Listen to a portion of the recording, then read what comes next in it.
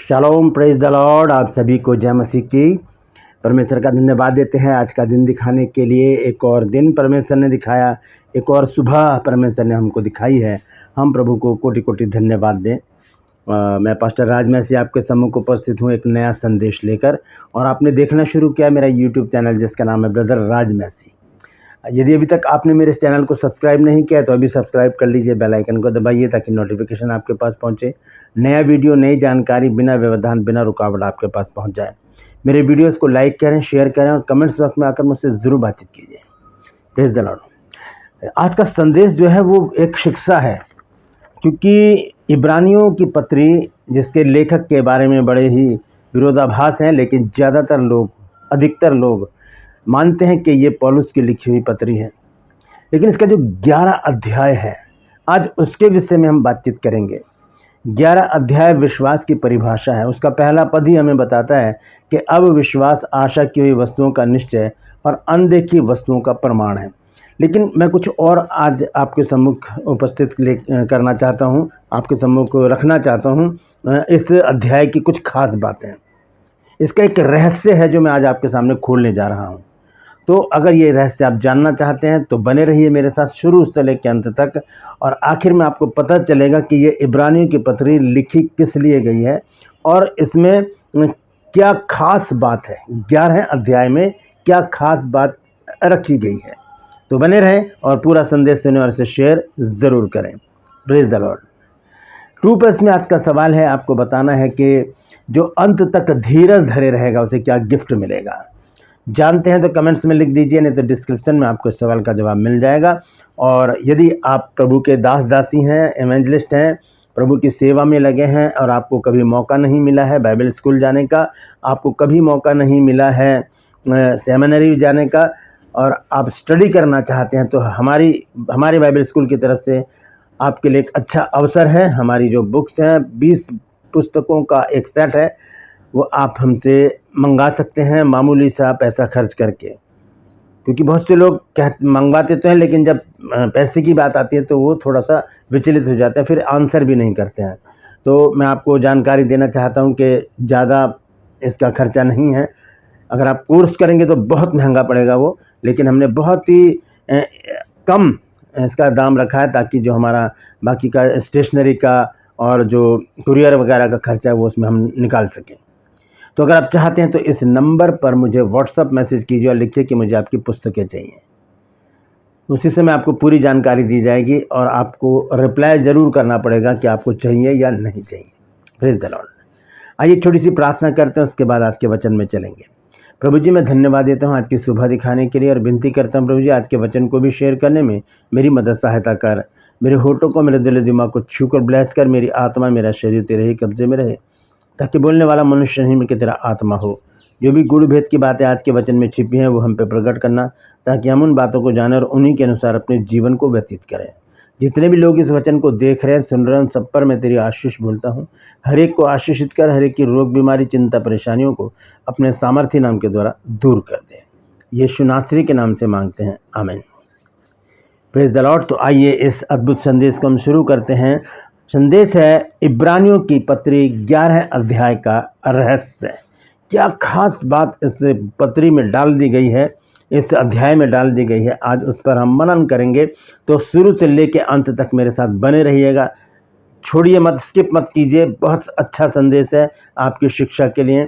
और अगर आप पास्टर लोग हैं, अगर आप प्रभु के दास दासी एवेंजलिस्ट हैं, प्रभु के काम में लगे हैं, तो ये शिक्षा आपके लिए बहुत महत्वपूर्ण है। ऐसी शिक्षा हमारी जो बुक्स हैं, पुस्तकें, उनमें भी हैं, और उसमें लगभग हज़ारों सरमन हैं जो कई वर्षों तक आपके काम आएंगे। तो ज़रूर अगर आप चाहते हैं हमारी पुस्तकों को, तो इस नंबर पर मुझे ज़रूर मैसेज कीजिएगा। तो आइए आज के संदेश को शुरू करेंगे। एक वचन में पहले आपको पढ़ाना चाहता हूँ। 12 अध्याय, 11 अध्याय को जानने के लिए हमें 12 अध्याय को पढ़ना ज़रूरी है। इब्रानियों की पत्री और उसका 12 अध्याय और उसका पहला पद देखिए यहाँ पर लिखा क्या है। लिखा इस कारण। अगर इस कारण लिखा है तो इसका मतलब इससे पहले कोई बात ज़रूर हुई है ना। इससे पहले कोई बात ज़रूर हुई है। अगर हम किसी से बात कर रहे हैं और हम बता रहे हैं कि भाई ऐसी ऐसी बात हो गई मेरे साथ, इस कारण मैं आपके पास आया हूँ, इसका मतलब उससे पहले हमने कोई ख़ास बात ज़रूर की है। तो अगर यहाँ पर लिखा है इस कारण, तो इसका मतलब 11 अध्याय में कोई खास बात ज़रूर हुई है जो लेखक है वो यहाँ पर बताना चाहता है कि इस कारण जबकि गवाहों का ऐसा बड़ा बादल, इस शब्द को जरा नोट कीजिए आप, लिखा है जबकि गवाहों का ऐसा बड़ा बादल हमको घेरे हुए है, तो आओ हर एक रोकने वाली वस्तु और उलझाने वाले पाप को दूर करके वह दौड़ जिसमें हमको दौड़ना है धीरज से दौड़े। ये बहुत महत्वपूर्ण बात है। पहली आयत है 12 अध्याय की, लिखा है कि इस कारण आओ, जबकि गवाहों का ऐसा बड़ा बादल। अब ये बादल क्या है, इसको जानने के लिए हमें बहुत आगे जाना पड़ेगा, यानी कि हमें प्रकाशित वाक्य में जाना पड़ेगा। उसकी 1 अध्याय में जब हम पढ़ते हैं और उसका 7 पद, तो देखिए यहां पर क्या लिखा है। यहां लिखा देखो वह बादलों के साथ आने वाला है। देखिए यीशु मसीह बादलों के साथ भी आ रहे हैं, बादलों पर भी आ रहे हैं, ठीक है। यहां लिखा है कि वो बादलों के साथ आने वाला है और हर एक आंख उसे देखेगी, वरन जिन्होंने उसे बेधा था वे भी उसे देखेंगे और पृथ्वी के सारे कुल उसके कारण छाती पीटेंगे। आमीन। मतलब क्या है, यहां पर अगर लिखा है बादलों, तो इसका मतलब है इब्रानियों में जो लिखी है 12 अध्याय का पहला पद, वहां पर लिखा है कि इस कारण जबकि गवाहों का ऐसा बड़ा बादल। ये गवाह जो है, ये जो बादल है, ये कौन है?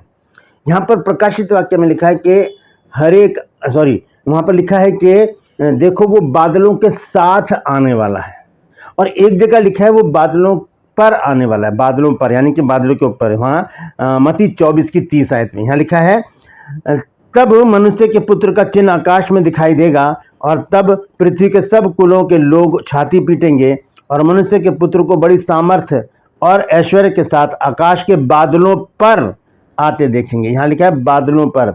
यही बात मरकुस 13:26 में भी लिखी है, बादलों पर यानी कि बादलों के ऊपर। और प्रकाशित वाक्य 1:7 में लिखा है बादलों के साथ। अब ये 2 तरह के बादल हैं। एक बादल तो वो है जो हम आकाश में देखते हैं, जो नॉर्मल बादल हैं, जो बारिश भी करते हैं, वो बादल हैं। उनके ऊपर यीशु मसीह खड़े होंगे और वहाँ से उतरेंगे।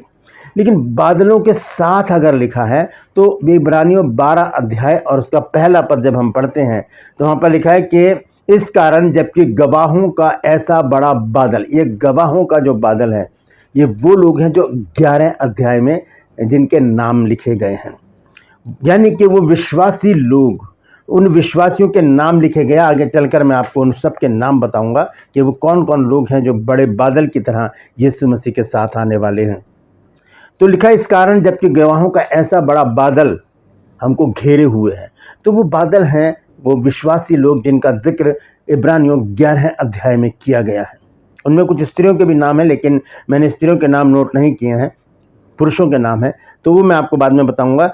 और एक जगह लिखा है मत्ती में, हमने पढ़ा है मत्ती 24 अध्याय और उसके 30 पद में कि वो बादलों पर आने वाला है। तो दोनों तरह के बादल यीशु मसीह के साथ होंगे। एक तो वो बादल जो हम आकाश में देखते हैं वाइट और ब्लैक कलर के, और एक बादल हैं वो विश्वासी जो यीशु मसीह के साथ आएंगे।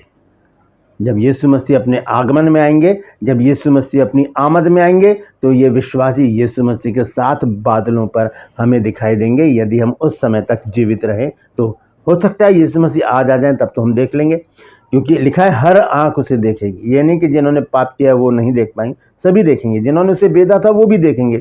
यीशु मसीह बादलों पर आ रहे हैं, बादलों के साथ आ रहे हैं। यीशु मसीह बादलों पर आ रहे हैं, यीशु मसीह बादलों के साथ आ रहे हैं। तो ये बादल कौन है? आइए इब्रानियों 11 अध्याय की अब खोजबीन करेंगे, वहाँ पर क्या लिखा है। क्योंकि बाइबल की इब्रानियों की पत्री, जिसे बुक ऑफ हिब्रूज कहा जाता है, विशेष रूप से इसके 11वें अध्याय में बहुत महत्वपूर्ण व्यक्तियों के नाम दिए गए हैं। कई महत्वपूर्ण व्यक्तियों के नाम दिए गए हैं। क्योंकि ये मैंने लिख लिया है, इसलिए मैं पढ़कर बताऊंगा, ऐसे मैं रट नहीं सकता इसको। इस अध्याय को अक्सर विश्वास के वीरों की सूची, जो विश्वास के वीर थे, जिन्होंने विश्वास के कारण अपने जान तक को दे दिया, है ना। आखिर में लिखा है कि कईयों ने अपने को आरे से चिरवा दिया। कौन था वो? यशायाह। उसका नाम नहीं लिखा है इसमें, उसका नाम नहीं लिखा है, लेकिन जो नाम लिखे हैं वो मैं आपको यहाँ पर आज बताऊंगा। तो ये है वीरों की सूची, यानी कि हॉल ऑफ फेथ कहा जाता है। पूरी पत्री में मुख्य रूप से कुछ लोगों के नाम शामिल हैं जो मैं आपको बताने जा रहा हूं, और ये नाम है 16 नाम है, 16 नाम दिए गए हैं। ये हैं 16 वो बादल जो यीशु मसीह के साथ आएंगे। सबसे पहले हाबिल का नाम आता है, फिर हनोक का नाम आता है, फिर नूह का नाम आता है, फिर इब्राहिम का नाम आता है, इसके साथ सारा का नाम भी आता है, और उसके बाद इजहाक का नाम आता है, याकूब का नाम आता है, यूसुफ का नाम आता है, मूसा का, राहब का भी नाम आता है, गिदोन का नाम आता है, बराक का नाम आता है, शिमशोन का नाम आता है, और यिप्तह का नाम भी है इसमें देखिए, और दाऊद, और फिर उसके बाद शमूएल। ये 16 नाम मैंने बताए हैं। इनमें 2 स्त्रियों को मैंने सिर्फ रखा है, सारा और दूसरी है ये राहब।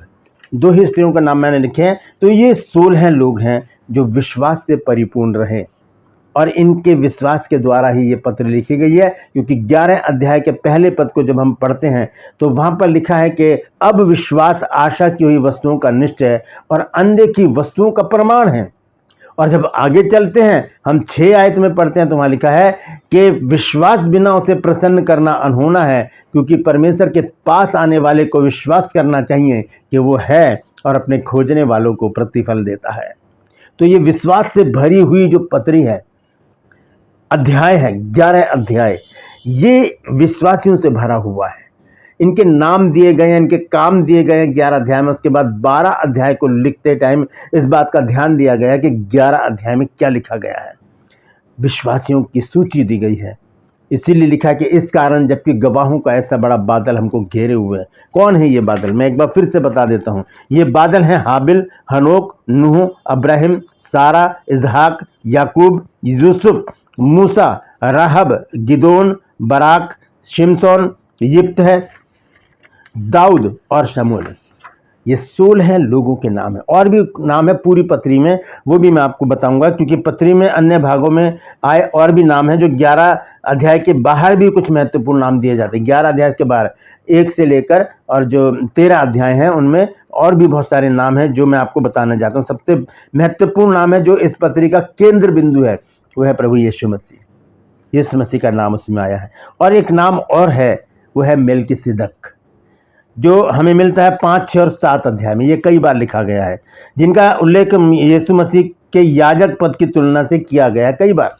5, 6 और 7 पद में मेलकिसिदक और यीशु मसीह का नाम। उसके बाद यहोशू का नाम भी पाया जाता है इसमें, और वो पद है 4 अध्याय का 8 पद। आइए देखिए क्या लिखा है वहां पर। इब्रानियों 4 अध्याय और उसका 8 पद। यहाँ पर इस प्रकार से लिखा है, और यदि यहोशू उन्हें विश्राम में प्रवेश कर लेता तो उसके बाद दूसरे दिन की चर्चा ना होती। तो यहोशू का जिक्र भी इस पुस्तक में दिया गया है। और एक और व्यक्ति है जिसका नाम इस पुस्तक में है, वो है हारून। ये हमें मिलता है 5 अध्याय के 4 पद में। देखिए क्या लिखा है यहाँ पर 4 पद में, और यह आदर का पद कोई अपने आप से नहीं लेता जब तक कि हारून की नाई परमेश्वर की ओर से ठहराया ना जाए। हारून का जिक्र भी इसमें आता है। फिर तीमुथियुस का जिक्र भी है इसमें, जब आखिर में 13 अध्याय के 23 पद में संत पौलुस इस विषय पर लिखते हैं। किसके लिए? तीमुथियुस के लिए, जो संत पौलुस का मुंह बोला बेटा था। लिखा है, तुम ये जान लो कि तीमुथियुस हमारा भाई छूट गया है, और यदि वह शीघ्र आ गया तो मैं उसके साथ तुमसे भेंट करूंगा।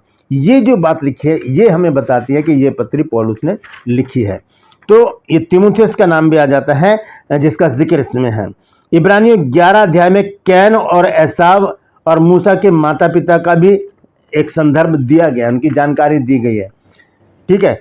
हालांकि मुख्य सूची में ऊपर दिए गए 16 लोगों के विश्वास पर केंद्रित है। जो 16 लोग मैंने बताए वो तो विश्वास का केंद्र बिंदु है, उन्हीं पर फोकस दिया गया पूरे 11 अध्याय में। और उसके बाद 12 अध्याय के पहले पद में उनको बादल बताया गया है, गवाहों का बादल। इसके अलावा भविष्यवक्ताओं और अन्य लोगों का सामूहिक उल्लेख भी किया गया है, जिनके नाम व्यक्तिगत रूप से नहीं लिखे गए हैं। भविष्यवक्ताओं का जिक्र है लेकिन उनके नाम नहीं लिखे। जैसे यशायाह के बारे में मैंने बताया आपको, 11 अध्याय के आखिरी पद में जब हम पढ़ते हैं कि वो आरों से चीरे गए। देखिए वहां पर क्या लिखा है, मैं आपको पढ़ के बता देता हूं। 37 आयत में 11 अध्याय के 37 पद में, पथरवा किए गए, आरे से चीरे गए, उनकी परीक्षा की गई, तलवार से मारे गए, ये कंगाली में और क्लेश में और दुख भोगते हुए भेड़ों और बकरियों के खाले उड़े हुए इधर उधर मारे मारे फिरे। ये भविष्यवक्ताओं के विषय में लिखा गया है, नाम नहीं है, लेकिन जो खास नाम है 16 नाम वो मैं आपको बता चुका हूँ। तो यीशु मसीह के विषय में हम पढ़ते हैं इस पत्री में। पूरा जो केंद्र बिंदु है वो यीशु मसीह है, और यीशु मसीह के आगमन के बारे में पढ़ते हैं प्रकाशित वाक्य 1 अध्याय और उसके 7 पद में कि देखो वो बादलों के साथ आने वाला है। तो कौन है वो बादल? ये विश्वासी जो इब्रानियों 11 अध्याय में लिखे गए हैं। Praise the Lord. परमेश्वर इन वचनों के द्वारा हम सबको आशीष दे। यदि आज आपने कुछ नया सीखा है तो कमेंट्स में ज़रूर लिखिए और इस वचन को शेयर कीजिए ताकि और भी लोग इन बातों को जान सकें। ट्रू प्लस में आज का सवाल है, आपको बताना है कि जो अंत तक विश्वासी रहेगा उसे क्या गिफ्ट मिलेगा। जानते हैं तो कमेंट्स में लिख दीजिए, नहीं तो डिस्क्रिप्शन में आपको इस सवाल का जवाब मिल जाएगा।